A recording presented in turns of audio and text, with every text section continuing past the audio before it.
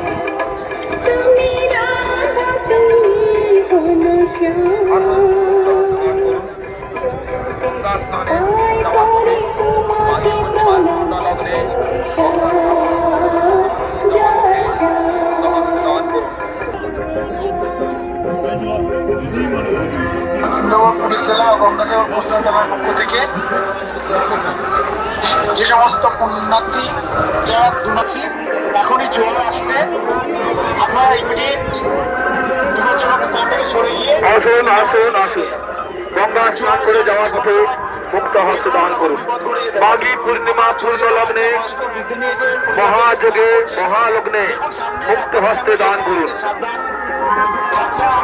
এই জায়গাটা বিপজ্জনক স্থান, তা সত্ত্বেও আপনারা সেখানে ক্রমাগত স্নান করে চলেছেন। আপনাদের কাছে আসুন মুক্ত হস্তে দান করুন।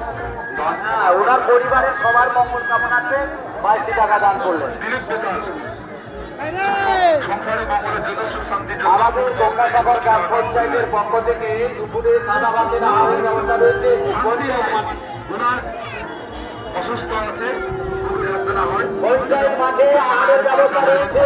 গঙ্গাসাগর গ্রাম পঞ্চায়েতের পক্ষ থেকে জানাচ্ছি, পঞ্চায়েত মাঠে দুপুরে সাদা ভাতের ব্যবস্থা আমাদের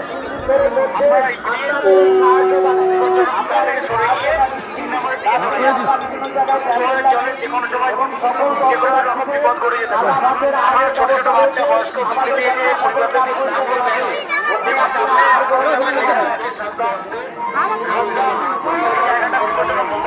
100 টাকা দান করলেন।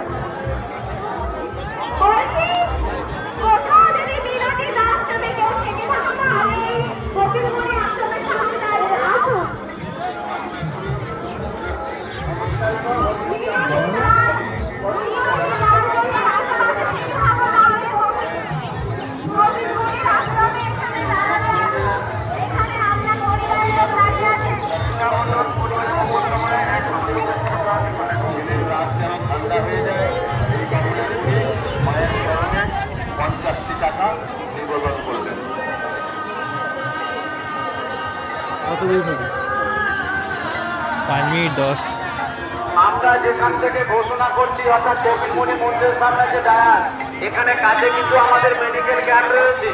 যারা কোনো রকম অসুস্থ বোধ করবেন এখান থেকে সংগ্রহ করে আপনারা মেডিকেল পরিষেবা নিতে পারবেন। অপরদিকে আমাদের